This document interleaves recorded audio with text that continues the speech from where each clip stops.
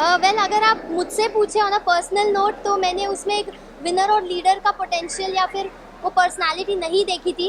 लेकिन अगर एल्विश एंटर नहीं करता by public support and fan base वो ज़रूर जीतता है। तो अभिषेक में बहुत जुनून है जीतने का और अपना बेस्ट भी दे देता है। कभी कभार अपने मॉरल्स पूरे साइड में कर देता है बट अपने आप को आगे थ्रो करता है और अपने आप को ऑलरेडी एक विनर परसीव करता है। तो देखिए अभिषेक के साथ मेरी बॉन्डिंग काफ़ी टॉक्सिक रही है, वो पूरी दुनिया ने देखा है। और अभिषेक की जो पर्सनालिटी है ना वो इतना डोमिनेंट, इतना एग्रेसिव और ओपिनियनेटेड है और मैं भी डोमिनेंट, एग्रेसिव और ओपिनियनेटेड है, उसमें मुझे बहुत सिमिलैरिटीज है। तो वो मुझे अप्रोच करता है। बट ऐसे मर्दों को ना अक्सर वो चुपचाप रहने वाली, थोड़ी मंद बुद्धि सी, थोड़ी शांत स्वभाव की, थोड़ी हाँ में हाँ मिलाने वाली लड़कियां पसंद आती है। तो मुझे नहीं लगता मैं किसी को पसंद आऊंगी जो ऐसे मर्द होते हैं। मुझे नहीं लगता मैं अभिषेक को पसंद हूँ। मैं यही कहना चाहूंगी कि अगर मुझ जैसी अंडरडॉग, एक अनजान सा चेहरा इतने आगे आ सकती है तो हिंदुस्तान के हर एक व्यक्ति में ये काबिलियत है कि वो ज़िंदगी में बहुत आगे जा सकते हैं। मुझे उस गेम में सही मार्गदर्शन चाहिए था, सही दिशा चाहिए थी और उनके साथ मैं सोच कर नहीं आई थी कि मैं दोस्त बनाऊंगी और ऐसे दोस्त बनाऊंगी या किसी से मार्गदर्शन दूंगी। मैं यही सोच के आई थी कि मैं एक मैंने यही सोचा था कि मैं एक लोन वुल्फ हूँ और पूजा मैम की भी वही साइकोलॉजी थी।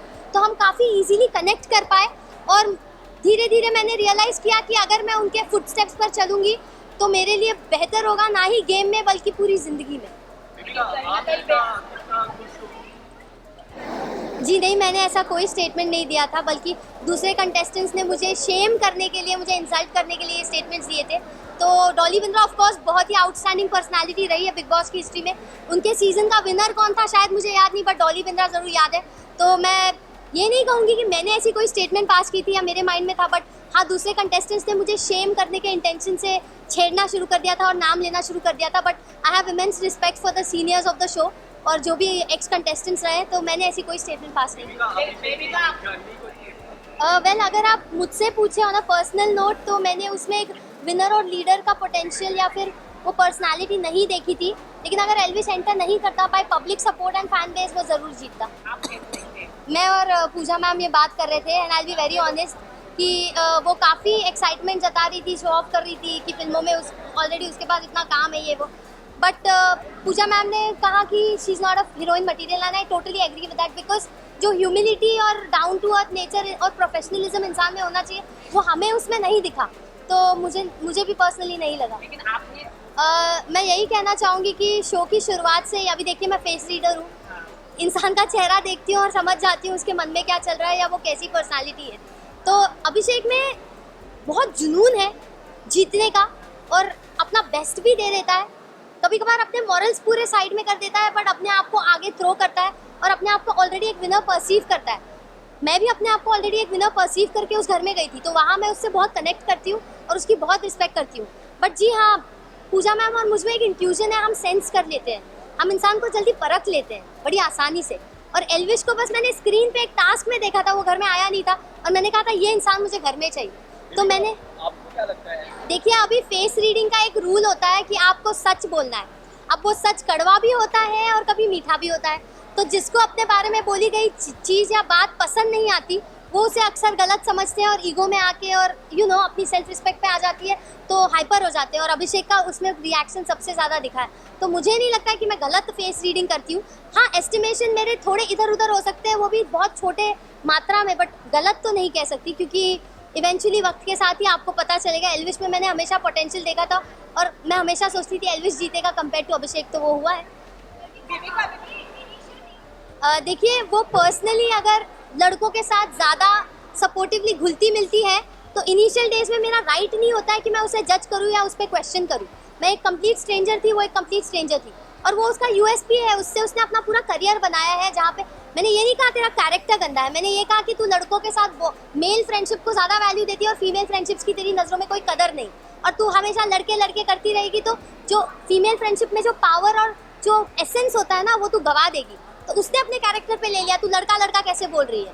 तो मेरा कभी वर्ड ये नहीं था कि तेरा कैरेक्टर गंदा है, मैंने यही कहा था कि फीमेल फ्रेंडशिप्स की वैल्यू करो। मैंने ज़िंदगी भर वैल्यू की है, मेरी ज़्यादातर फ्रेंड्स फीमेल्स रही है और बिलीव मी वो आपको लाइफ में जहाँ ले जाएगी, जिस दिशा में ले जाएगी, आप आगे बहुत जाओगे। तो वही मैं समझा रही थी। तो तो तो इनिशियली जब मैं उससे मिली थी मुझे एक नेक दिल अच्छी लड़की दिखी थी उसमें, बट इवेंचुअली जब उसने मौका परस्त होकर अपनी दोस्ती बदलना शुरू किया और मुझे लिटरली डिस्कार्ड करना शुरू किया, तब मुझे रियलाइज़ हुआ कि उसने अपना गेम शुरू कर दिया है। और पहले ही हफ्ते में उसके मुंह पे मैंने किचन में बोला था, गेम शुरू हो गया क्या तेरा? उस पर वो बहुत चिढ़ गई थी। तो जब जब मुझे जो चीज़ सेंस हुई मैंने मुंहफट होकर बोला है, कुछ मन में नहीं रखा है। तो देखिए, अभिषेक के साथ मेरी बॉन्डिंग काफ़ी टॉक्सिक रही है, वो पूरी दुनिया ने देखा है। और अभिषेक की जो पर्सनालिटी है ना, वो इतना डोमिनेंट, इतना एग्रेसिव और ओपिनियनेटेड है, और मैं भी डोमिनेंट, एग्रेसिव और ओपिनियनेटेड है, उसमें मुझे बहुत सिमिलैरिटीज़ है। तो दो स्वॉर्ड्स, दो तीर कमान एक साथ रहेंगे तो युद्ध तो होगा, घमासान युद्ध होगा। तो अगर वो उस युद्ध के लिए तैयार होता तो वो मुझे अप्रोच करता। बट ऐसे मर्दों को ना अक्सर वो चुपचाप रहने वाली, थोड़ी मंदबुद्धि सी, थोड़ी शांत स्वभाव की, थोड़ी हाँ में हाँ मिलाने वाली लड़कियां पसंद आती हैं। तो मुझे नहीं लगता मैं किसी को पसंद आऊँगी जो ऐसे मर्द होते हैं। मुझे नहीं लगता मैं अभिषेक को पसंद हूँ, तो उस एंगल में मैंने कभी सोचा नहीं है। देखिए, एल्विस ने पहली बार में ही मुझे देख के कहा था ये ढीठ है। तो अगर मैंने एल्विस को परखा था, उसने भी मुझे कहीं परखा था कि मैं ढीठ हूँ। तो उसने काफ़ी हद तक माफ़ी मांगी थी, लेकिन प्रॉब्लम ये थी ना, जब मैं किसी का बर्ताव दोहराते हुए देखती हूँ तो मुझे वो गलती नहीं, मुझे वो उनकी आदत या फितरत नज़र आती है। और एल्विस का वही रूप अविनाश के सामने भी बार बार निकल के आ रहा था झगड़ों में। तो वहाँ पे मेरा एक सेंस ऑफ गार्ड ऊपर हो गया और ट्रस्ट इश्यूज बिल्ड हो रहे थे। बट सलमान सर ने जब हमें समझाया, मैं सलमान सर की सुनती थी, मेरे डैड की और पूजा मैम की, तो सर ने बहुत ही अहम बात बोली कि बेबिका को इतनी गलतियों के लिए सबने माफ़ किया, बट उसकी अकड़ देखो, वो किसी को माफ़ नहीं करती। वो बात मुझे दिल पे हिट हो गई और मैंने रियलाइज़ किया, हाँ, इस घर में मैंने क्या कुछ किया है, किसी का दिल तोड़ा है, किसी को मुंहफट होके बहुत कुछ बोला है, मेरी ज़बान को कैची माना जाता था घर में।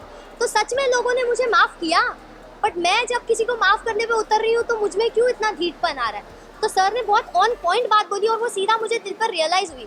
तो तब जाके मैंने सोचा कि नहीं यार, अब मुझे इतना मीन और इतना ढीठ नहीं बनना चाहिए। देखिए, सलमान सर को ना एक गृहिणी की ज़रूरत है, तो उन्हें जिस दिन वो गृहिणी, वो नेक दिल औरत मिल जाएगी जो उनके माँ के दिल में जगह बना पाएगी, उस दिन वो ज़रूर शादी करेंगे। लेकिन वो इस इच्छा को अंदर रखते हैं, जाहिर नहीं करते। तो अब वो सलमान सर है भाई, वो भगवान है, वो मेरे गॉडफादर रहे। उन्होंने कितनी बार मेरे लिए शो में स्टैंड लिया है। जैड का इशू हुआ तब स्टैंड लिया, एल्विश का इशू हुआ तब स्टैंड लिया। तो उन्होंने मुझे एक फादर फिगर की तरह ऐसे मेरी उंगली उठा के गाइड किया है पूरे शो में। और मेरी छोटी मोटी बातों को पकड़ के वो हमेशा आके मुझे टोकते भी थे, समझाते भी थे, क्योंकि वो कंसर्न थे मेरे लिए। आप जिसकी परवाह करते हो, आप उसके बारे में सोचते हो, उसके बारे में ज़्यादा बोलते हो। तो मेरे लिए तो वो एक गॉड लाइक फिगर है।